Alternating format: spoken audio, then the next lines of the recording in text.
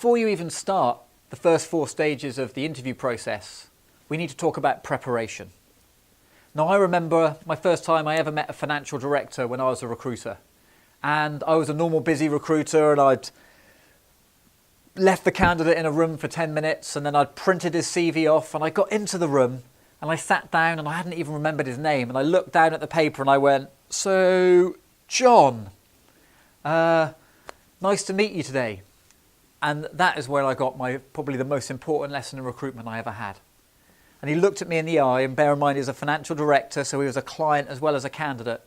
And he went, "Alex, if you can't even be bothered to remember my name before you get in this room, then I'm not sure we're going to have the type of relationship that I want." And he got up and walked out. And at that point, I was either left in the situation of staying in the room for an hour so I didn't have to tell my manager, or walking back in the office and explaining what happened. Needless to say, I never went into a meeting where I didn't know the name of the person I was meeting again. But it's a valuable lesson that before you meet someone face to face, you need to know A, their name, B, a little bit about them. It's inexcusable not to check their LinkedIn profile or having read their CV.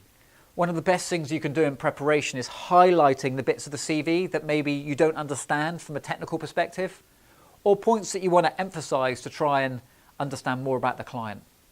It also, when the candidate sees it, demonstrates that you are prepared. And if you're working with IT people, finance people, marketing people, they're generally going to have a lot of attention to detail, and they like people that prepare.